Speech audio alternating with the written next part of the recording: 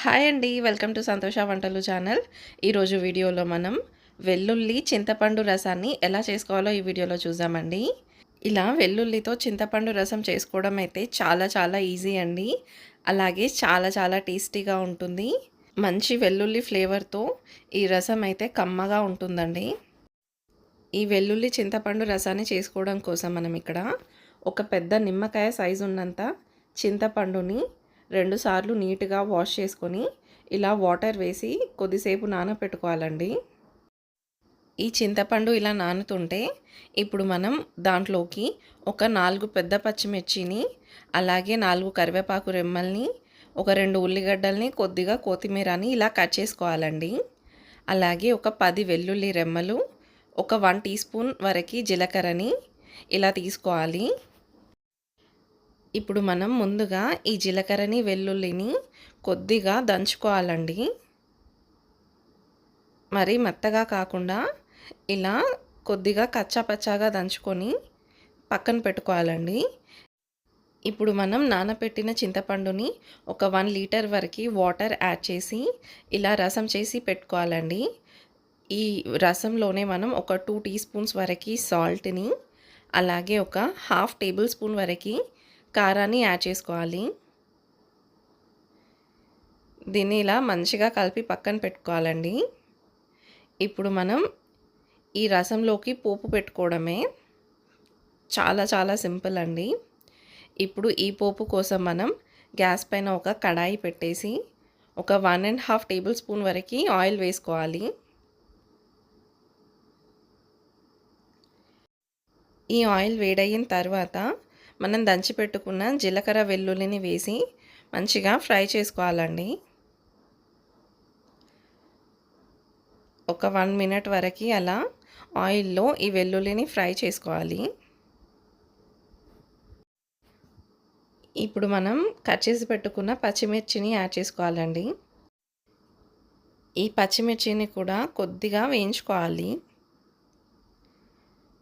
ఇప్పుడు మనం కరివేపాకుని, అలాగే ఉల్లిగడ్డల్ని కూడా యాడ్ చేసుకుందాం. ఇలా కొద్దిగా పచ్చిమిర్చి వేగిన తర్వాత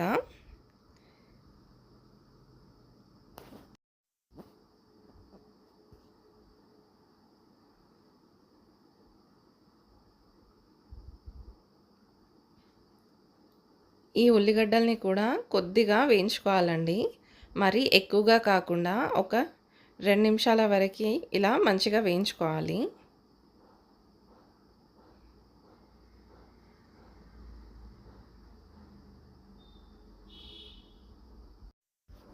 ఈ ఉల్లిగడ్డ ఇలా 2 నిమిషాలు వేగిన తర్వాత మనం 1 టీ స్పూన్ వరకు అల్లం వెల్లుల్లి పేస్ట్ని యాడ్ చేసుకోవాలండి. ఈ అల్లం వెల్లుల్లి పేస్ట్ని కూడా మంచిగా కలుపుకోవాలండి.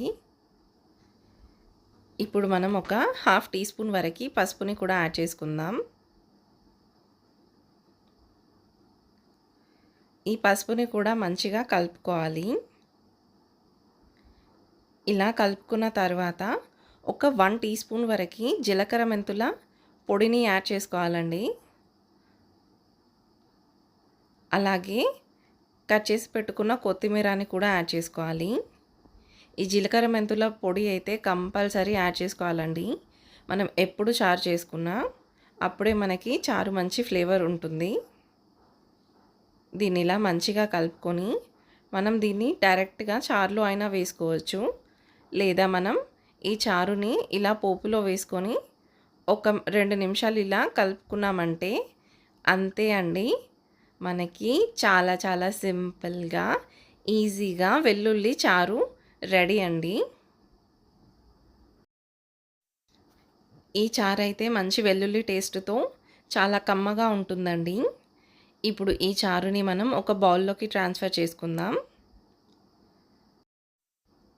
అంతే అండి, మనకి వెల్లుల్లి చారు రెడీ అండి, లేదా వెల్లుల్లి రసం రెడీ. ఇలా చాలా చాలా సింపుల్గా ఈజీగా కమ్మటి వెల్లుల్లి చారుని మీరు కూడా ఇంట్లో ఇలా రెడీ చేసుకోవచ్చండి. చూసారా ఎంత బాగా కనిపిస్తుందో? టేస్ట్ అలాగే వాసన కూడా అంతే బాగుంటుందండి. Thank you for watching my video. Please subscribe to my channel for more videos. Thank you once again. Take care. Bye bye.